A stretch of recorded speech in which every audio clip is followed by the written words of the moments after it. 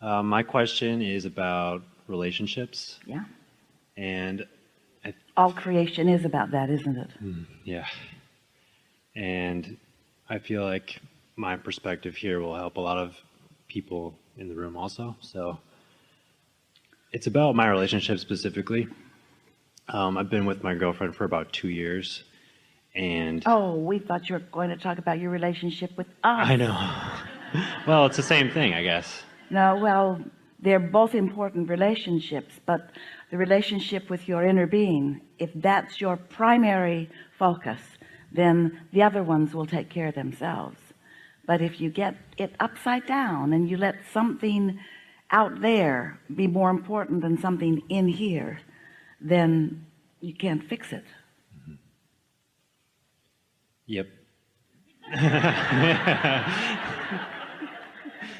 Yeah, so I'm getting really good at like following my internal guidance system and discerning what makes me feel good. Feeling for impulse and following it. Yeah. And tuning yourself so you can feel it. Yeah. And I really, really like my girlfriend. But like I feel bad that it will come to a point where like I'm gonna have to end the relationship and she'll be upset about it. So and I care about her, so I don't want to like cut her off. So you're ending the relationship because you can't focus yourself into feeling good all the time and you're blaming her?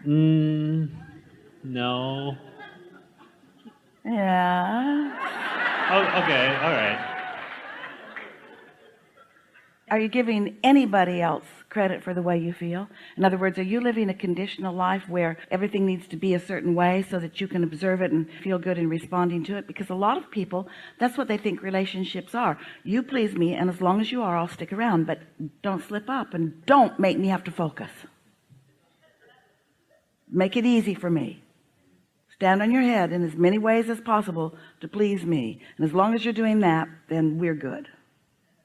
But if you take your eyes off of me, we're being sarcastic. But that is what most relationships are about. Please me and I'll stick around, and don't please me and I won't. And that's why we jumped in right in the beginning of this conversation to remind you that you have the capacity to stay in alignment. And when you accomplish that in a steady way, then those around you enhance your alignment, but you're not dependent upon them for your alignment. We just want to say that to everyone about all relationships. Your relationship with your inner being is what matters most. And we're not trying to lock you in anywhere. We just know that there is so much potential from right where you stand for connection and alignment and expansion. And sometimes people don't experience as much of the value that they could before they move on. And so they sort of have a shallow experience, and then they move on, and another shallow experience, and then they move on, another shallow experience. And we don't mean shallow experience with each other. We mean shallow experience in relationship to the depth of experience and expansion and evolution that you could be receiving as a result of this meaningful and sometimes contrasting experience. Okay, that makes sense. I guess my question or my concern lies in like if I feel I'm aligning with my inner being easier when I'm not with her. Well, then she's a great advantage to you, because she will help you to discover focus. The other day, Esther was meeting a friend to walk around a sort of loop near where she lives. And she had meditated prior to the meeting, and so had her friend. And when they got together, they were walking out the gate and walking past a little stream in Esther's courtyard that really has lovely sound. And so they decided to sit together and just meditate for another 15 minutes, just because it feels good to do that. And it was such a perfect place, it seemed. Perfect place. You should see it. You should hear it. You should smell it. It's just like this place carved out that could not be more conducive to feeling good, really. And they sat down and focused on the stream, and a jet flew over. A really loud, low jet. And then another, and then another, and then another, and then another. Esther wondered for a minute if the world was coming to an end. So much loud jet noise. And then Esther thought, I'm going to listen for that stream. And she was able to hear that stream anyway. And together they experienced a very deep and satisfying connection with source energy. There's something nice about being in the vicinity of somebody else that's doing the same thing. There's a synergy about it all. And the best meditation maybe ever, the best alignment maybe ever. And then as they were walking, it occurred to Esther, because we're very occurring, and she was really tuned in, able to hear us. Esther said, when we're out in the world, it's not going to stand still for us. It's good for us to figure out how to accomplish our alignment, our connection, no matter what. So sometimes you think in terms of relationships that the easy ones, the ones that just make it easy to feel good, are your greatest advantage, but that's not true. Those jets helped Esther to understand her ability to focus, and they helped her understand that she can be out in the world where all the noise is, where all the chatter is, where all the lower vibrations are, where all the resistance is. She doesn't have to hide behind walls and cloister herself in the little haven that she has created for herself. How boring that is. It is the most beautiful place on earth, and boring because there's so much out there. So we know you hear that. Yeah. There is such a strong tendency, and you're getting it with everything we've got, because you are a representative of what's going on in this room and on this planet, where so many people are living such conditional relationships and not taking responsibility for their own connection, primarily because the relationship has lured you away from your understanding that your connection is yours to make, your connection with source. We would like it if all of you would say to those up closest to you, I want to love you and I want you to love me, and let's do as much of that as we can.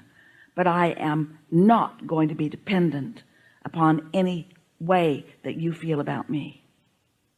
My feelings are going to be independent of everything like that, and completely focused upon the stream of my source. I'm going to stay tuned in no matter what. And as I'm tuned in, I will find things about you to adore, even when you are ornery. I can focus upon the stream in you rather than the jet noise swirling around you. I have a quick question that's related. So for me as a young person, I guess, like, are we, when we meet someone like a partner, are we like supposed to be with them for the rest of our lives? Not at all. Not at all. And that isn't the point that we're making. But if you move on because you don't like something, or because something doesn't suit you, then the next will be the same, and the next will be the same, and the next will be the same. We're not trying to keep you together with this person. We want you to move on when the inspiration from alignment is calling you, not when something is bothering you and driving you. And you're not there yet. No. What about marriage? Are we supposed to get married?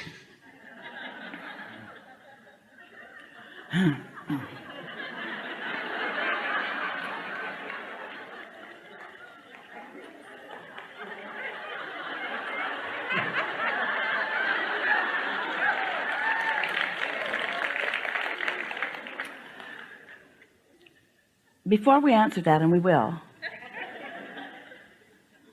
it's important to focus upon what we have been talking about already, about being in the receiving mode and following the impulse. And the majority far and away the majority, almost all marriages come from the receiving mode of wanting to protect, wanting to commit, wanting to make a promise from a place of worry. In other words, think about those vows. Usually,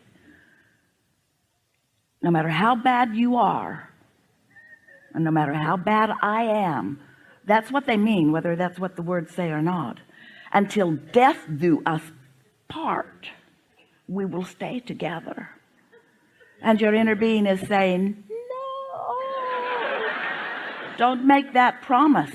What you want to say is, it is my powerful promise to you that I will strive in every moment of every day to find my alignment with who I really am, to tune in to all that I am, so that when I look at you, it's all of me appreciating you.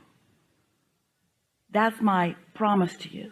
I will do my best to give you all that I am, not for longevity, but for this moment in time.